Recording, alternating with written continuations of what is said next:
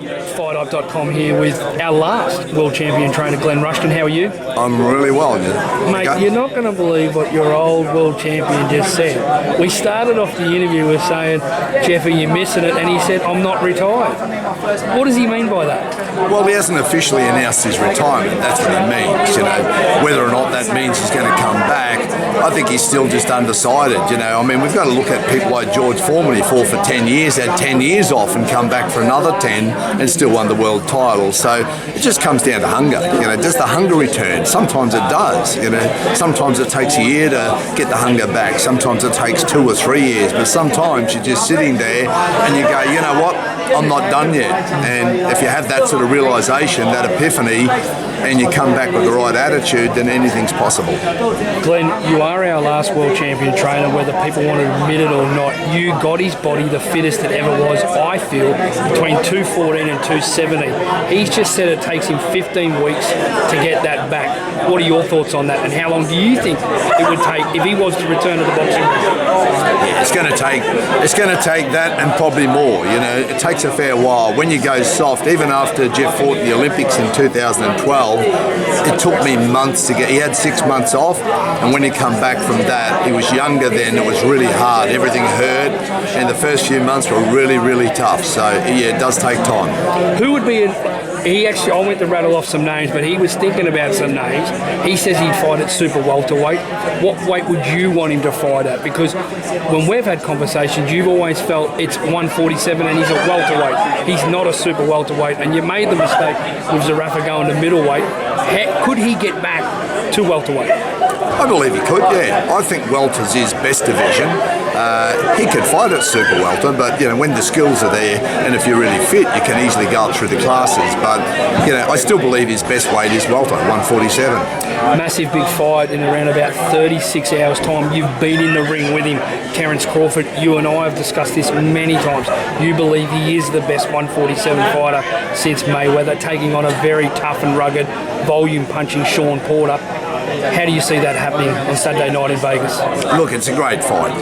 Neither fighter's ever been stopped. Of course, Terence hasn't been beaten, and Shawn Porter's had 3 losses, but he did lose to Cal Brook, which Terence Crawford beat. And people may try to draw a line through that, and I say don't draw a line through that, because you understand that Shawn Porter lost in 2014 to Cal Brook, whereas Terence beat him in 2020, and we all know that Cal wasn't the same fighter in 2020 that he was back in 2014. I see the way this fight goes down.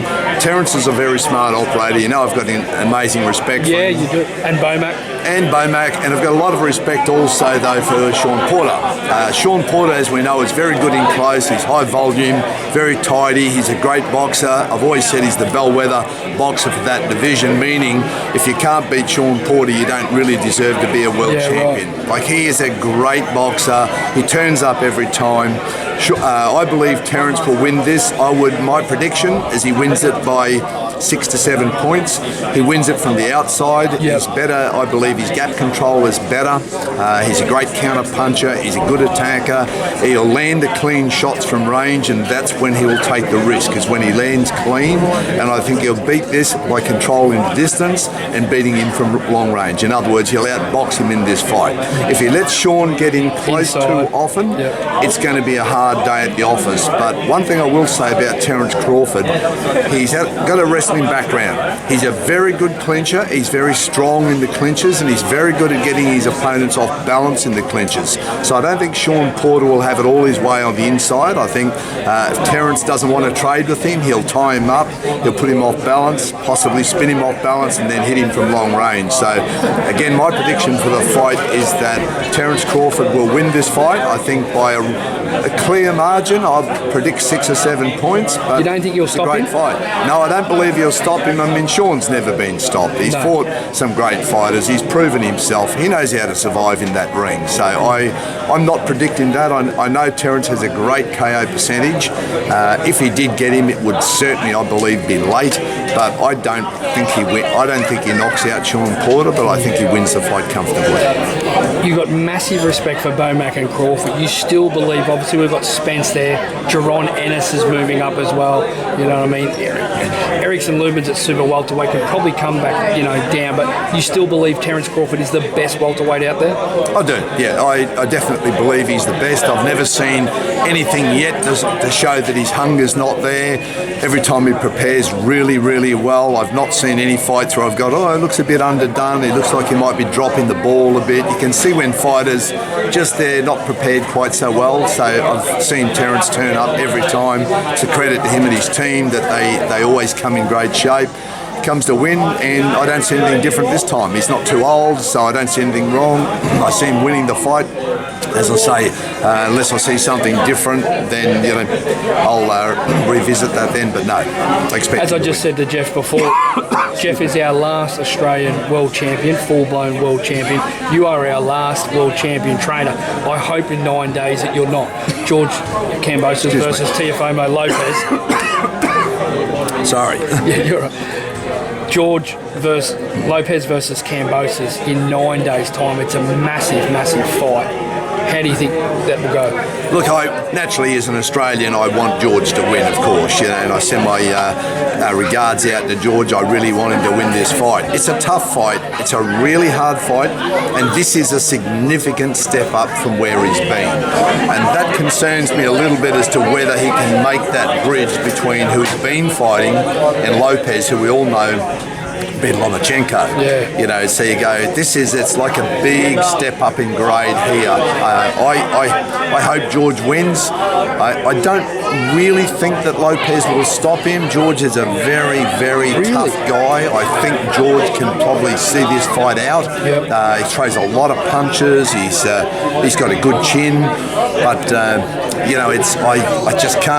I can't quite see him winning. But anything is possible, and if George believes he can win, that's all that really matters on the day. And as Duran said famously, when someone said to him, in fact, I actually asked him myself. I said, "How do you think, Roberto, that Jeff goes against Pacquiao?" I said, "Do you think he can win?" And he said, "Why not?" And that's true. At the end of the day, the belief has got to come from George. If he can bring that belief into the ring and prepare himself really well, then anything is certainly possible.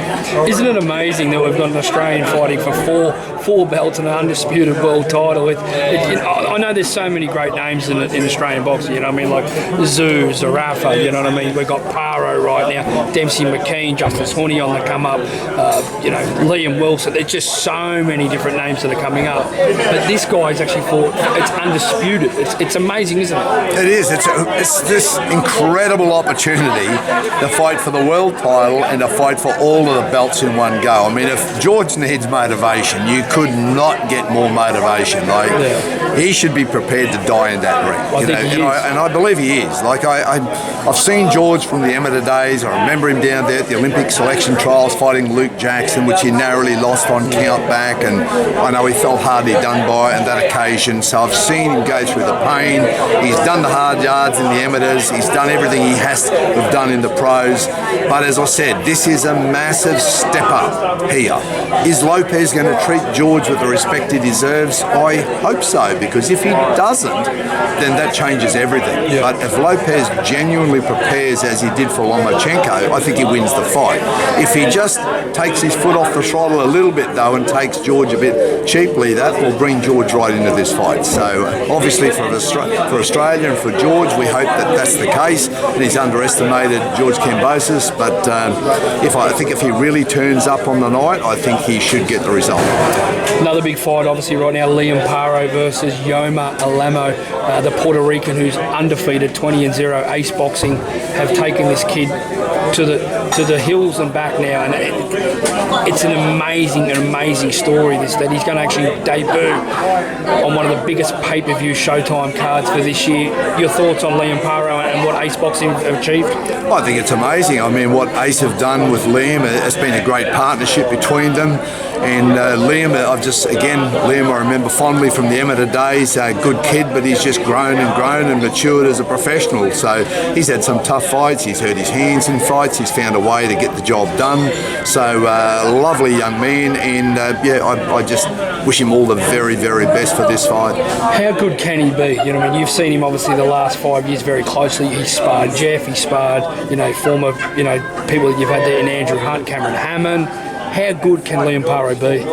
Look, it's up to Liam and his team. It's a matter of just continually stepping up and learning the skills, and of course getting the harder and harder sparring, and continually sparring people better than he's fighting, and just reaching out to all these. We've got some great talent in Australia. You've rattled off a lot of names here, so we've got a lot of depth now in Australia. So if Liam wants to keep growing, he's got to keep sparring all these tough guys and keep stepping up and doing what he's doing. But he's young and he's hungry, and if he can maintain that hunger and just keep stepping up bit by bit, then it remains to be seen how far he can go. No worries. All right, FightHype.com. Thanks for catching up with Glenn Rushton. Always a pleasure, Nick. Thanks, mate.